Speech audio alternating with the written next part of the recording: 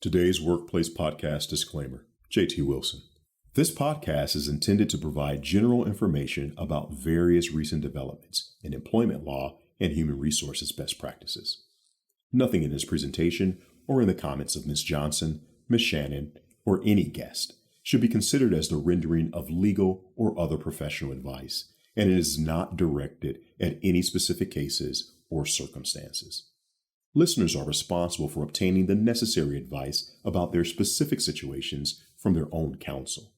These materials are intended for educational and informational purposes only. The presentation and these materials represent the opinions of the participants and not those of their law firms or companies.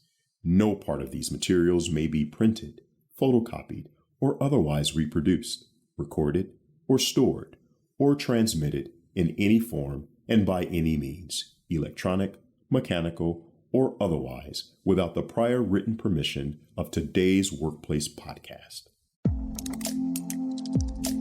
Welcome to Today's Workplace, a podcast created to keep employers current on the latest employment law trends while providing proactive solutions to the everyday issues arising in today's rapidly changing workplace.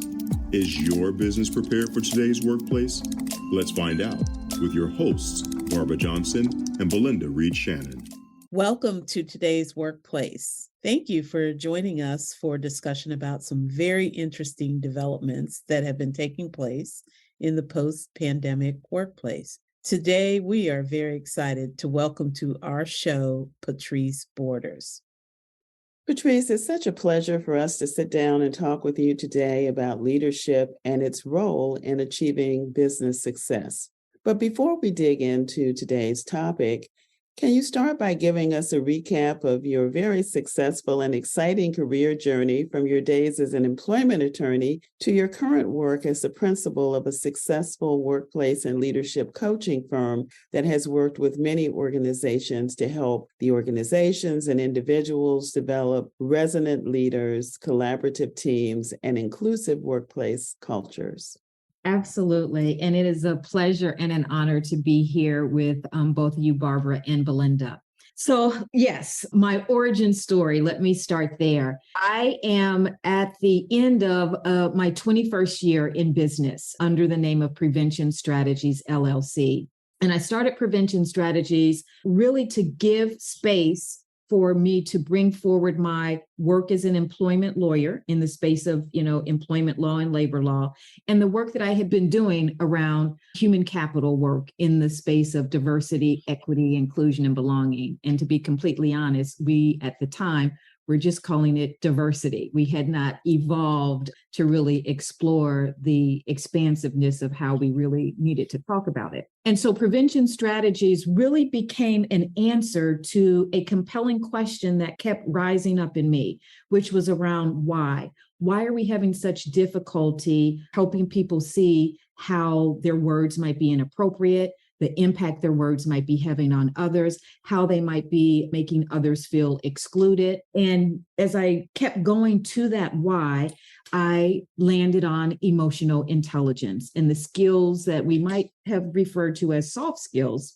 which of course we know now are really those hard, necessary skills for how we interact effectively with others.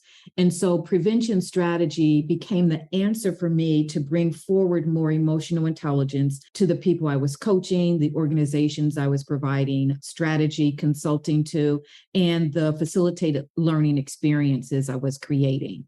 And that really has been the anchor. And I'm thrilled and excited that it's been 21 years. And I think this might be the first public place I'm sharing this, but Prevention Strategies, the name will always be there because it gave me that first place to bring together that passion. But as we have all maybe experienced, you go in a closet in that favorite whatever and you pull it out and it's like, oh, it just doesn't fit the same way. And so the name Prevention Strategies, it's always going to be there, as I said, but I think to really have that outward facing expression of what I do, I needed something else. So in 2023, I will be doing business as Amplify EI. So Amplify Emotional Intelligence. That sounds really good. Can you tell us a little bit more about before you established prevention strategies, what you were up to? Yes, absolutely. So, as I said, I really cut my teeth as a lawyer practicing in the space of employment law. And so I did a lot of work around sexual harassment prevention training. And of course, that was a thread that I pulled forward in a very proactive way in the work that I was doing under prevention strategies. And actually, when I first left the law firm practice, I joined a consulting firm. And that consulting firm focused on diversity actually grew to be the largest diversity consulting firm in the space and was purchased by Korn Ferry. And so I had an opportunity to learn from some of the leading thinkers who were really doing the cutting edge creative things because, as you can imagine, most of the requests that came to us were new and novel. And it was, can you help us do this? Can you, create a solution? Can you, help us understand how to retain talent, how to make sure that individuals feel connected?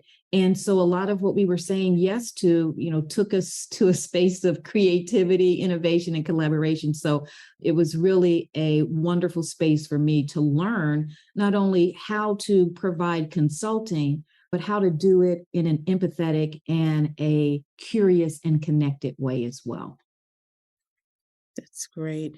Well, so much of your evolution from employment attorney to a workplace coach focuses on emotional intelligence as a key ingredient for successful leadership. So, can you explain a little bit more about emotional intelligence and why it's so powerful in workplace settings? Okay, so Belinda, you're talking my love language now when you ask me to talk about emotional All intelligence. right. So when I think about boiling it down so that it's crystal clear what it is and the impact that it can have, I believe emotional intelligence, and oftentimes you'll hear EQ or EI. I lean toward emotional intelligence. Sometimes you'll hear emotional quotient. But for me, EI really has two fundamental shifts that it invites to the human being, right?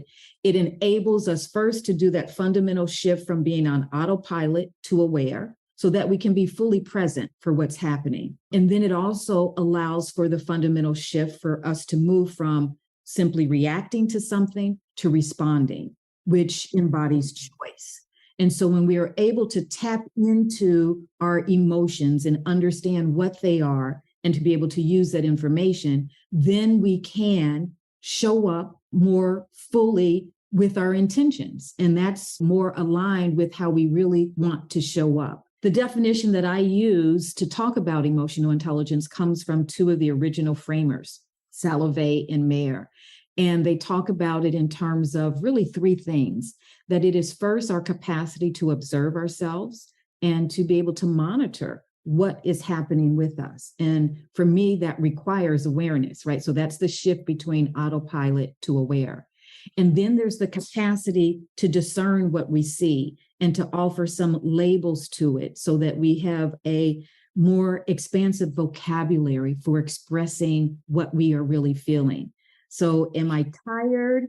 Okay, I might be feeling tired. Am I hungry or am I hangry or angry, right? To give some discernment to what is there. And then finally, the last part of their definitions about, do I take that information and use it? And that's where I say we are able to move from just reacting to choice. When we take that information in and we process it, and it helps to inform how we speak to each other, the behaviors that we exhibit, and just how we show up in shared spaces.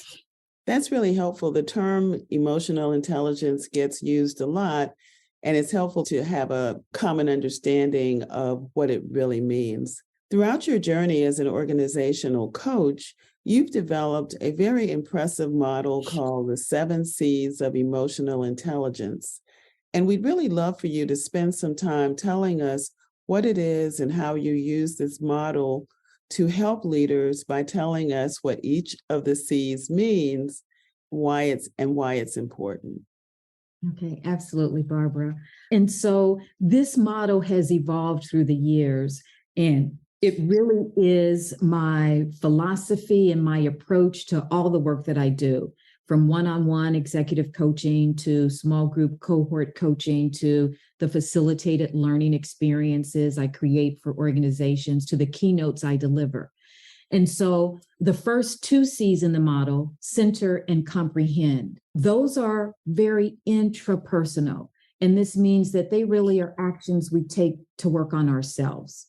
And then the next four, connect, communicate, collaborate, and conflict, are interpersonal, meaning they really are actions we take to better relate to others. And so each of these first six C's, center, comprehend, connect, communicate, collaborate, and conflict, really help us to unlock what is needed to build, create, and sustain a culture of belonging.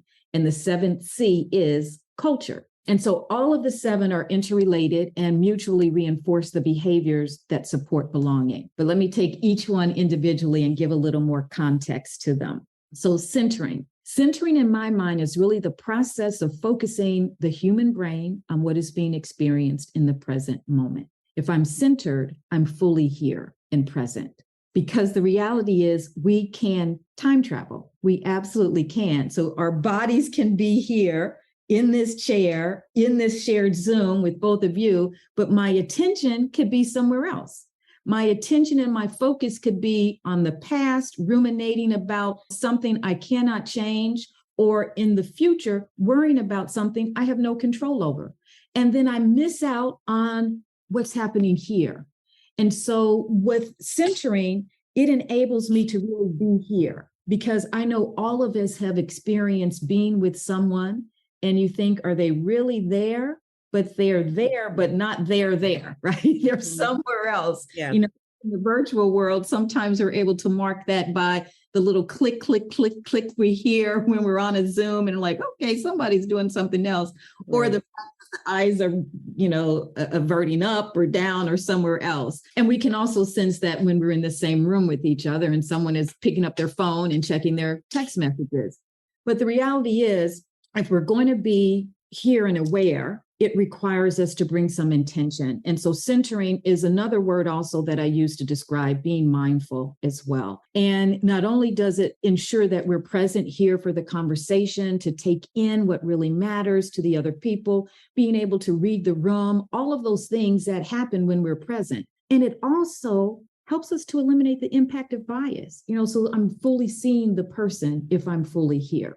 I never thought about that connection. That's a really, really good one that, for all the years that I've been working in-house, I've never really heard, that connection made, but that one is powerful. Wow. Well, thank you. Thank you, Belinda. And so that's centering, and we start with that. And so with many of my coaching sessions, I say, let's give ourselves a minute to arrive. And I'll set the timer for a minute and I'll ask them to check in with themselves, what they're thinking, what they're feeling, what's alive for them in their bodies. And let's set an intention for being fully here. And I usually have a hot cup of tea, but I was warm this morning running around with my puppy. So I have a cold green drink this morning. But whenever I cup whatever if it's a, hot mug or this, I use that as a way to give myself that check-in to be here. And we can all find a quick micro shift or something to remind us, okay, are you here? And I'll share another methodology that I've created to help me with that as well. So centering is the first and really most critical one. And then we move to comprehend, which is that second C. And I like to think about centering as turning the flashlight on. And I get inspired by Amishi Jha, who has done a lot of research around attention. She's a neuroscientist. So I like to think of centering as turning the flashlight on, and then comprehend, the second C, is us shining the flashlight on yourself. So, hey, let me check in with how resourced I am to do this. What do I need to be fully present? Where am I right now? That also might be checking in and aligning with your values, your strengths, your opportunity areas. And then giving yourself a chance not only to know how you are connecting with you, but maybe also how others might be seeing you as well. So that comprehend gets to that self-awareness, which we know is important on both levels, that internal self-awareness and external self-awareness. And some of the leading research around self-awareness, Tasha Eurich, who's done a lot of research based out of Harvard, says that most of us think we're self-aware, somewhere in the 90-something percentile, but only about 10 to 15% of us actually are. So there's huge space for growth around our self-awareness. And sometimes it just takes like, let me check in with myself, which again is some of that fundamental shift I talked about from moving from autopilot to aware. That helps us when we do that check-in. Yeah. So Patrice, forgive me, but I think this one's important also. And I want you to say it again for the people in the back. What does self-awareness look like? What does that look like? How does it show up? Yeah, I think we can all point to an experience that we've had where we have interacted with someone who was not exhibiting self-awareness, right? Because sometimes it's the contrasting of a definition that enables us to really understand what it is. So, Belinda, you're making me think about a coaching experience I had where I was really brought in to coach a very, very senior executive who was exhibiting a career limiting blind spot. They just could not really get connected with how they were making other people feel. Mm-hmm. They thought they had a wonderful sense of humor. But if you ask anyone, their boss, their peers, their subordinates, the humor was biting, it was condescending, it was anything but like, let me laugh with you, but more kind of, I'm laughing at you. But just had a real blind spot around how their words and actions were being perceived by others. And what we know in the workplace is when we are operating like that with a disconnect on how we are making others feel, it breaks down the work. Work doesn't get done unless it's done with and through others, more often than not. And if I'm not feeling comfortable around you, I leave not feeling good about myself when I interact with you, I'm going to avoid connecting with you. And that impacts work. So through coaching, we really dialed up their capacity to be more self-aware. Mm-hmm. We dialed up their capacity to be more empathetic, which sometimes in basic terms translates into reading the room, reading the body language of others, and having the capacity to do that effectively. Yeah. One of the areas where I see this play out very often is in terms of perceptions of performance and how often an employee will be absolutely convinced that they are impeccable and they're dealing with a supervisor who doesn't want to give them the feedback, right? And so there's that disconnect. But just not being aware of the fact that maybe there are some things you can work on and some things that you could do differently. So that I see very often as being a major disconnect is the difference between someone's perception of how they are performing and the reality of how they're performing against the goals that have been set for them. Yeah. And so, Barbara, that's why I believe feedback is a huge key factor in gaining self-awareness. Mm-hmm. The capacity to really ask for it, to see, hey, this is how I'm seeing myself. How do you see me? And I offer generally an exercise that I call the 3 adjectives. Write down 3 adjectives that you believe describe you. Ask, several people to offer 3 adjectives and really look at the consistency or the congruency or the disconnects and explore that as we gain that self-awareness and that deeper clarity on really who you are and how you show up. So we covered 2 C's, center and comprehend. Yes. Yeah. So what next? Okay. So now we are shifting from the intrapersonal to the interpersonal. And I start with connect. And for me, connect is about having that deep connection with those that you work with, those around you. And I'm reminded when I think about connect of a coaching experience where I was just so impressed with this leader who had such a deep connection with her team and asked, how do you have such insight about your team members? What are you doing to support that? She said, I ask them what's happening in their worlds. I ask, I listen, I remember, and I follow up, right? And it was just that basic. And for me, really, it is a non-negotiable. If there are people that you work with and you don't know the name of someone or something that really matters to them, you're not doing the work. And that was the secret sauce of just connecting. And what we know is that relationship is a high currency in the workplace. If we have a good relationship, that's going to support us collaborating on things, that's going to support us navigating through conflict, that's going to support us having those difficult conversations. And just the example we gave, it's going to support us seeking and being open to and receiving feedback, because underneath a solid connection is trust. So I know that you have my best intention at heart. I know that you're reliable, you're competent, and you care about me.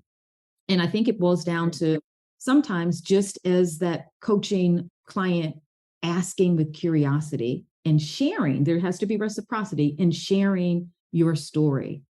That's key. Yeah. All right. So then we move from connect to communicate. And then communicate is sharing your unique voice and really having an empathetic ear to listen and hear the diverse voices around you. For me, it boils down to, do you really have the capacity to hear, see, and feel others? And that's how we have effective communication. And in the landscape that we're in, it's not just effective communication, but it's being empowered to have those difficult conversations or uncomfortable conversations.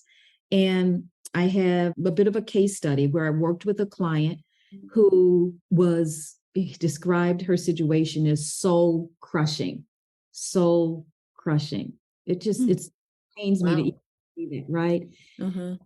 And when we got to the surface of what it was, she was saying yes to a lot of rudimentary work, basic work that did not challenge her, wasn't growing her. And she found it difficult to say no. And others around her were, and they were grabbing up some of the more exciting work. And she just felt like she was in this space where she was stalled. And what we uncovered was she had some real difficulty in having the conversation. And it was at the intersection of some of her own cultural pattern, shaped by her upbringing, shaped by the way she was raised to think about the men who were in charge. So she was in a tech environment and very often found herself as the only female in the room. And she was taught through her upbringing to offer deference to the people in authority and to men. And, that was the majority of the people in authority. And so we really unpacked what was at the core of what was holding her back. And that was a bit of this identity question. She knew the basics. I just want to say no. The facts are I'm not getting some of the challenging work, but the identity piece, her questioning, am I going to be viewed as a team player if I say no? Am I going to have the same relationship with this boss? Will they perceive it as me challenging them or stepping outside of the cultural norm? And once we gained that deeper insight, did some work in growing some of her emotional intelligence around practicing greater self-regards, practicing more self-reliance and assertion, she was able to have that difficult conversation. And I'll tell you, we celebrated when she said. So what you described, for lack of a better description, she was allowing herself to be dumped on.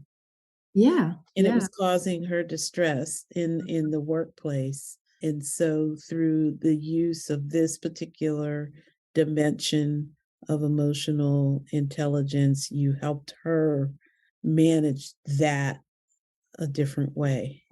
Great. It's also interesting that you identified the source of her discomfort. In other words, part of this is getting to the root of why is she having difficulty communicating with people and just saying no? Yeah. And to get to that root is really helpful for her because she understands, oh, that's why I do that. Mm-hmm. And that's that turning the flashlight on you and doing that work of growing your self-awareness. That's why for me, all of these C's, have a standalone element. They offer a micro shift in some behaviors that we can use to create some habits that help us show up with more insight about ourselves, more capacity to have better relationships. But it starts with knowing ourselves always. You've been listening to Today's Workplace with Barbara Johnson and Belinda Reed-Shannon. If you like what you heard, click subscribe so you don't miss out on future updates and episodes. For more information about today's episode, check out todaysworkplace.com. That's TODAYSWORKPLACE.com.